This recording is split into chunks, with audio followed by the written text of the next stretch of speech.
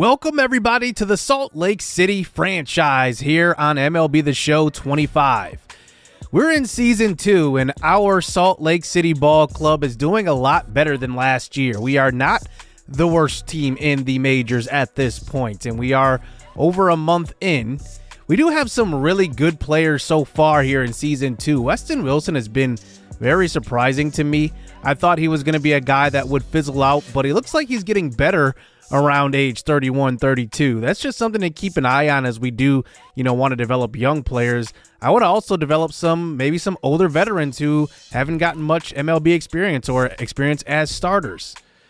We've made a couple of moves. Emerson Hancock was one of them. He was one of the young pitchers. He's doing okay so far to start this season.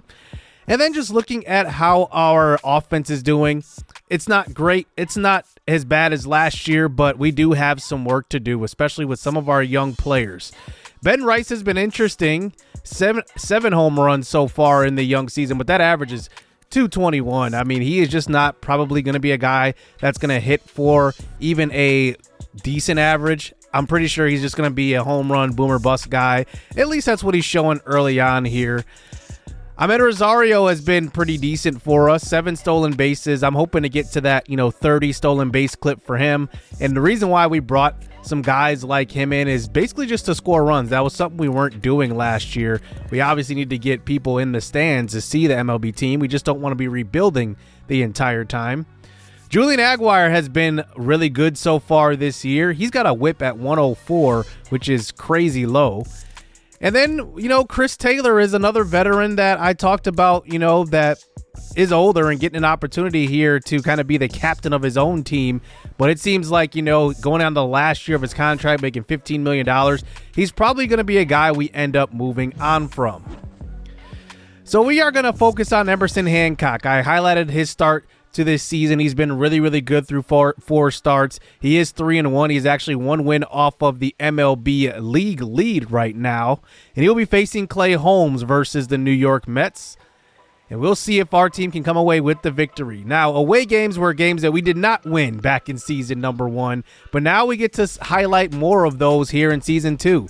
Here is Alek Thomas here with 1 out. Hits one down the left field line, reaching for one out of the zone. That gets past the diving glove of the left fielder. It's going to be a close play at third, and a good slide by Thomas gets around the tag. And that will be a triple for Alek Thomas. Just taking a closer look, he barely got in there.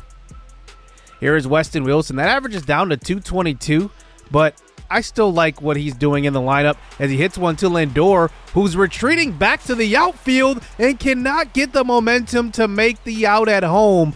Good heads-up baseball by Alek Thomas, making it a 1-0 game. Here is Ben Rice, who has been, the episode star through the first couple of episodes here in season number 2, and that is going to be a swinging strike 3.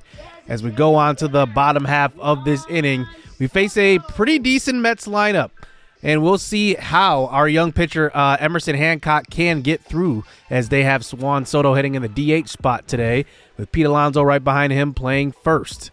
Here's Francisco Lindor, one of my favorite players in the MLB, by the way. This one is going to be just at the edge of the zone that time, and that will be backwards K for the star player for the Mets, as that brings up Juan Soto to the plate, hitting 290 on the year here. 3-2 pitch, 2 outs, outside fastball. Good movement on that one. We'll get a swing and miss, so 2 Ks in the first inning for Emerson Hancock. On to the top of the second inning. Here is Chris Taylor trying to boost that trade value. He gets enough wood on that one, and that one was off of the end of the bat, and he was very early on that swing. Somehow musters a single out of that pitch. But Justin Henry Malloy comes up with 2 outs, and he will check his swing, and that will be a called strike 3 as we move on to the bottom of the second inning. Francisco Alvarez comes to the plate with a man on first base, and that one is a liner to right center field. That one will be fielded cleanly off of the wall, and it's going to the cutoff man, and a throw home will not be in time. So that somehow scores a runner all the way from first base, and that's the reason why I want to draft great defensive outfielders too. But here is a line shot down the left field line, gets past the glove of Weston Wilson, as it will be a double here. by Jeff McNeil, and they will take the 2-1 lead. You know, we have to kind of build this team up all around. It's not just about the young players. You got to make sure they fit well, because we don't want to surrender runs like that. Weston Wilson probably should have had that at third. Here's Alec Thomas in a crucial situation in the fifth, and nothing doing through the first 5 innings besides that first inning where we had the leadoff triple by Alec Thomas. Bottom 5 now. Hancock, though, still pitching a pretty good ball game so far. He gets the double play ball on Lindor again, who is not having the greatest of games, as Keeper Ruiz does turn 2 on that one. As we move on to the top of the 6th, here is Weston Wilson at the plate. He hits one well to left field. That one is gone in a hurry. 394 off of the bat of Wilson. 112 exit velo, and he just crushes that one, and he ties this ball game up at 2 apiece for his 4th home run of the season. As we move on to the bottom of the 8th inning, in a crucial situation here, Juan Soto coming up to the plate, hitting 282, facing Darius Vines, who had a terrible year as a starter last year. A 1-1 pitch will be hit up the middle. It gets through the infield, and the Mets will take the 1-run lead off of the bat of their new star player in Juan Soto. But we'll see if our offense can come through late with a late game comeback now. We're going to have to. As Darius Vines is one of those players who I drafted back in the expansion draft. He was 26 years old, but I'm just trying to find a spot where he fits. Mike Antico up here now in the top of the 9th inning. That one will be a chopper to Lindor. Easy play at first for him. And now the last batter of the game, possibly Henry Davis, will swing through that pitch as Edwin Diaz comes through with the save for the Mets. And Salt Lake City loses the first game of this episode. We do come out of that game and get a major injury to Keeper Rodriguez. Now, Keeper Rodriguez was a guy we signed in free agency a year ago, and he was a 26-year-old shortstop. I liked his upside, 25 actually, and I still do like his upside, but he was not hitting the ball well. So I got to be honest, I'm not really going to miss him in the lineup because he was only hitting 164. He was close to being moved down.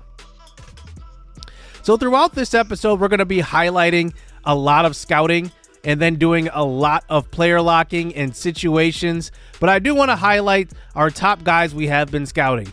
Oliver Gonzalez looks like the real deal at catcher now. He's going to be somewhere between 78 and 93. He's going to be a good contact hitter, and he's going to have good defense as well. You know, one thing he's not going to bring to the table, though, is that power. But I'm willing to take that.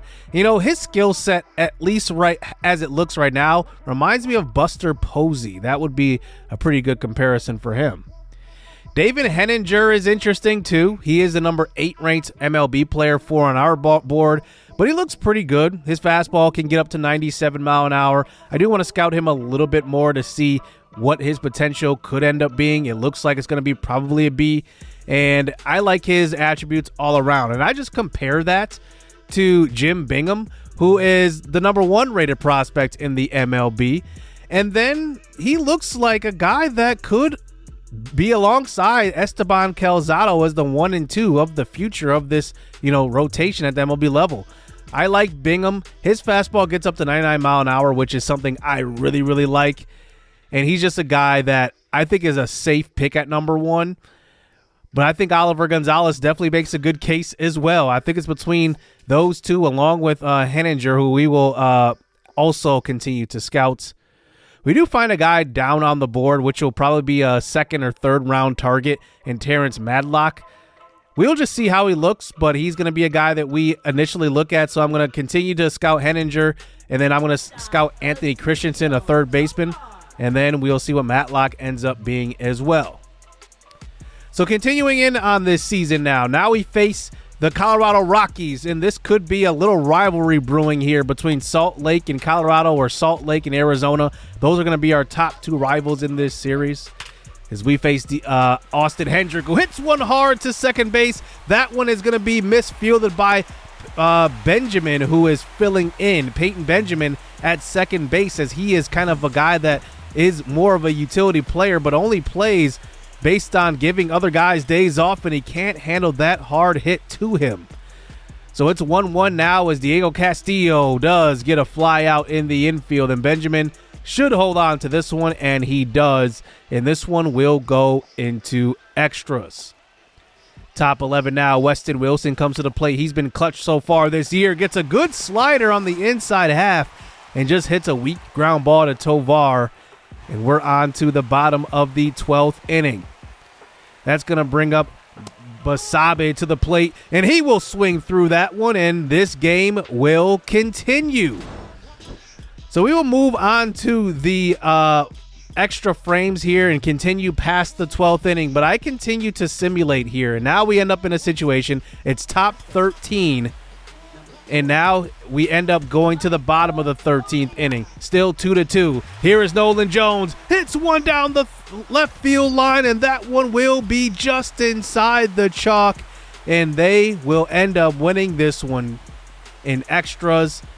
And the Rockies and the Salt Lake City Ball Club are really competing for the second to last position in the NL West at this point. Both teams are rebuilding, and we end up losing this one 3-2. And we used a ton of pitching in that one, so our team is definitely going to be gassed going into the next week. We found out some more information on Terrence Madlock, and Madlock looks really, really good. A very high upside hitter. Now, his issue is his potential is only going to be 67 to 83, but his floor as an overall is 71. So he looks like he's going to be a guy that is going to come in pretty much close to being MLB ready, if not already. But his bat looks like it could be elite. He's a guy that I am very zeroed in on now. I like what he brings to the table, even if he does not have a high ceiling as potential. I think it's important for us to scout the not ranked prospects who are now rising up the board, because if we take a guy like Madlock with C potential but is going to be a serviceable MLB player, I need to make sure that the other guys we draft around him will also be high potential players, B and A's. And I'd really like Madlock. He might be like one of my favorite prospects in the entire draft. Anthony Christensen looks pretty decent too. He looks like he's going to be somewhere in the mid to high 60s overall, maybe a B potential. We do scout some other guys like Bill Shanklin. He's the number 32 ranked MLB prospect. I was going to look to see if maybe he could have been, a guy that could rise way up the board. Ron Tejeda is a starting pitcher. He looks like a guy that's going to be a very high potential. And these are the guys that I'm referring to when, you got to make sure you hit on some of these guys that are going to be like guaranteed high Bs or even A potential. Rene Gomez Phelps is another one of those guys. He doesn't look as polished as what we saw from Tejeda, but he does look like a really good player, and he's 18 years old. Then there's Chad Scott, who is a 19-year-old, and he was draft ranked number 71, and our scouts have him at 23. He looks like a good offensive player, much like Madlock. Probably not as good as Madlock, but he looks like a really, really good player. We get some big news as Ryan O'Hearn will return to the lineup. He was hurt last episode with a 2 to 3 month injury, and now we are about 60 games in, 17-41, and without O'Hearn in the lineup, we just started to lose. And that's kind of what happened. We are now on a 10-game losing streak entering Ryan O'Hearn's return in this one. But I did want to check out our farm system just to see how our prospects are doing. Esteban Calzado right now is absolutely killing it. In 57 innings pitched, he has 66 strikeouts. He is now the number 18th ranked top prospect in all of baseball, number 7 starting pitcher, and he's obviously number 1 in our organization. Now, he is going to be great, and if he keeps progressing and doing well like that, he's probably going to be somewhere close to like 78, 79 overall entering next season, and he started out at 74 overall. Calvin Almquist is our number 2 prospect. He's actually pitching pretty well too, 48 strikeouts in 53 innings. Clemente Mendoza-Burks, he was a guy we drafted in the 5th round of last draft, and he looks like a really good player. But the rest of our prospects are doing pretty well. One guy I want to highlight is Max Murphy. At some point, it's possible he could get moved up this year. And he is a guy that has a high contact rating. He does not have that high potential, but he looks like a guy that's going to be a serviceable player. I don't know where he would play, though. Probably in the corner outfield. So here is Ryan O'Hearn in his return to the lineup, where he was red hot at the plate when he left. He hits this one hard to center field, and that will be a line out for his first return to the lineup. An average down to 391, but still very high as he comes up, hits this one. It's a ground ball to second. 3-2 pitch, 2 outs, and he's 0 for 2 in his return so far.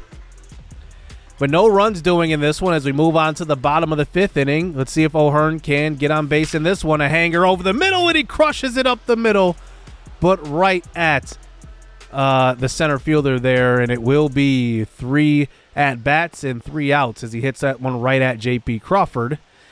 As that brings up Hearn in the bottom of the 7th inning. This time doesn't get great wood on it. It's just a fly ball into foul territory, and that one will be another out for him, and Alec Thomas gets doubled up at second base, by the way, as well. But we move on to the bottom of the 8th inning. Hearn in a situation. Bases loaded, 2 outs, 2-2 count here, facing Jordan Romano. 0 runs scored up to this point. Hearn in a big situation. 2-2 pitch delivered. Outside slider, and he goes with the pitch. It's a no-doubt home run to left center field. Ryan Hearn with his 2nd home run of the year, but I could imagine how many home runs he would have so far this year if he did not get that 2-month injury.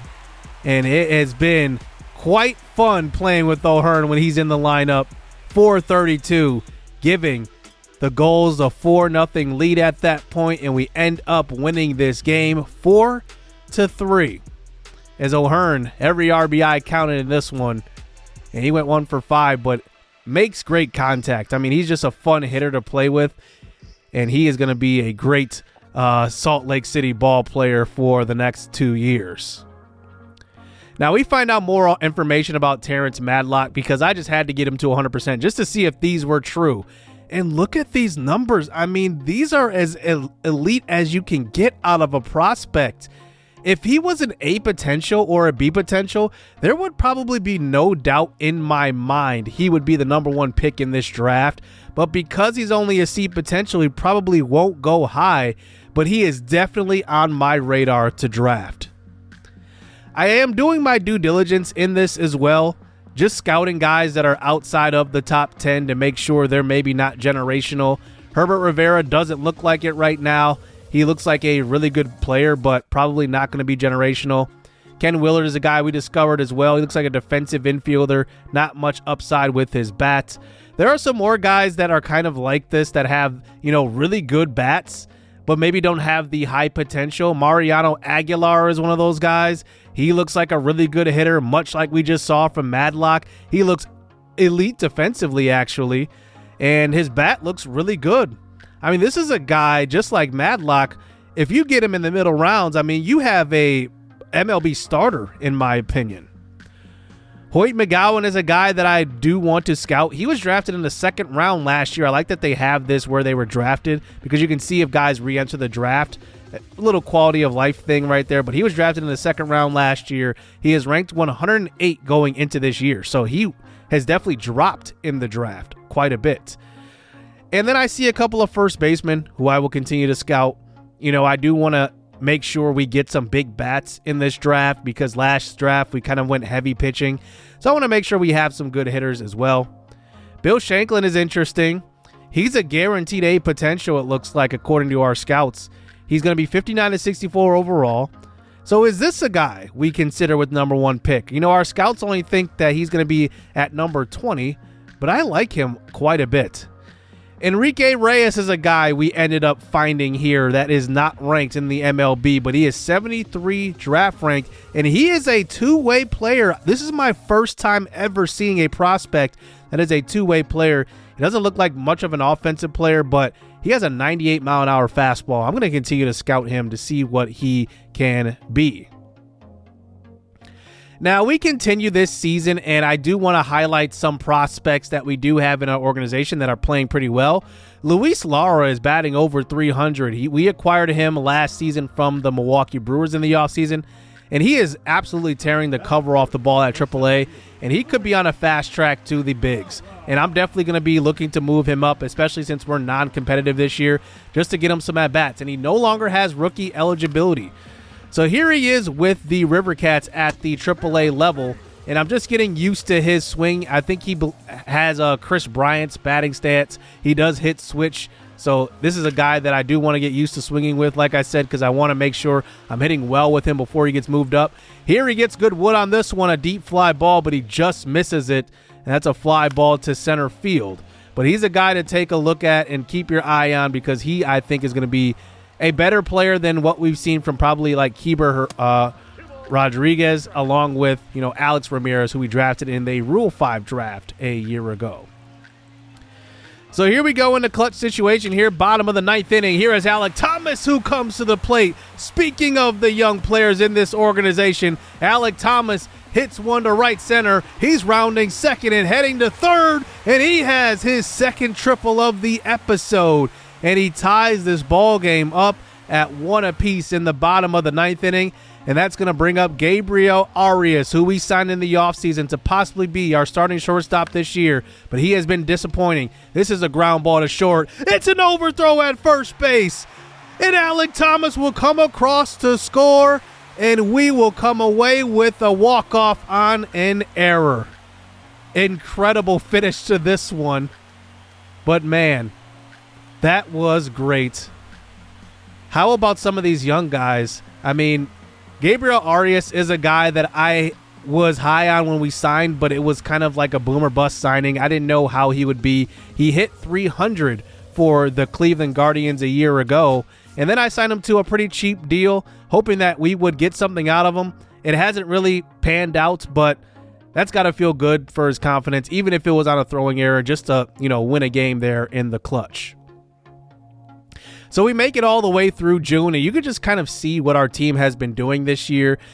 We've had some games where we score a lot of runs, like we had a 7-2 victory versus Minnesota, a 14-2 victory versus Minnesota. Then we lose the close ones like 0-1, 0-6, 1-5. We're just all over the place here with our offense, to be honest with you. But I think this year was really about the development of these young guys, especially guys like Esteban Calzado. We saw his debut episode ago, and he's just continuing to develop. And, these are the kind of guys that I do want to take my time with. I don't want to ruin their development, because I look at guys that are in Rookie of the Year voting. How about the Cardinals? They already have a guy they drafted last year in the second round already doing things at the MLB level in Manuel Collado, who is B potential 76 overall already. He's hitting 281. That's a pretty rare find there, but a guy like Ballesteros here is only hitting, I wouldn't say only hitting, but he's hitting 252 in comparison to Collado, who's hitting 280. Then you look on the other side in the AL, there's guys like Rob Buckley, who was drafted in the first round. I believe he was drafted before we picked with the Mariners, but he's hitting pretty well so far. Johnny Denson, another draft pick from season 1. He's only hitting 218, though. And then Luther Wetzel, another draft pick, hitting around 211. So how about the Mariners? They already playing 2 of their draft picks at the MLB level already. So here is how we are looking so far this season. And I would say, we're doing decent. We're not doing great. But one thing that I do want to highlight is that, I do want to continue to follow the model of having veterans, a mix of veterans along with youth guys, because I don't want to completely put out a team of, young guys and then they underperform and it hurts their development and there's no veteran guys to kind of pick them up. So I'm going to continue to kind of, monitor some of our older guys too and make sure they're getting at bats to make sure they're still contributing to the MLB level. Ryan O'Hearn has been doing good. Riley Adams has been doing good. Alek Thomas has been, good enough. And then I look at a guy like Ahmed Rosario, who came in to score runs. He's been doing that. Obviously, we weren't expecting him to be, all-star level. But the most disappointing is kind of at the bottom here. We have Gabriel Arias, who we signed, like I said, one of those guys that was kind of a boomer bust signing, and he's only hitting 173. And then Keeper Rodriguez is not doing much better, hitting 187. So I think we still have, a middle infield problem, to be honest with you, so far in this early going in this series. Pitching wise, it's actually going pretty decently if you think about the contrast to last season. German Marquez was brought in on a 1-year deal. He's not having the greatest of years. But Walker Buehler's actually doing pretty well. as he got more of a prove-it deal than anything. 3.50 ERA, a 1.28 whip. Emerson Hancock's pitching pretty well, too, a 3.95 ERA with a 1.17 whip. Julian Aguirre has been just nails so far since he's been in the rotation. Last year, he led all starters in whip. This year, he's also at replaceable level, a little above average. And then Brian Sammons is just not having a good start to his Salt Lake City career, and he was a guy that I signed as a veteran, but he is 1-15. I cannot keep him in the rotation going 1-15, so I decided to move Darius Vines, who was not much better a year ago, to the starting rotation. But the reality is we just don't have the depth right now to kind of move guys up and down AAA, and maybe next year we'll have that depth after this draft, and we'll start to, see some guys blossom that are kind of on the, edge of MLB and AAA, and we'll have that flexibility. We'll have to see. So I think next episode is going to be dedicated to the draft and getting through the All-Star break, and that's one of my favorite episodes because the draft, you never know how it will go, but I'm just excited for it. We are 32-64, half of our wins, of our losses, I should say, and we'll see if we can continue here and develop some of our young guys, and we will highlight them as the season goes on. So I hope you guys enjoyed this episode. A lot of scouting. Like I said, I wanted to highlight a lot of players in the draft and then hop into the draft next episode. So hit subscribe, hit that like button. Stay tuned. Let's get it. Let's go.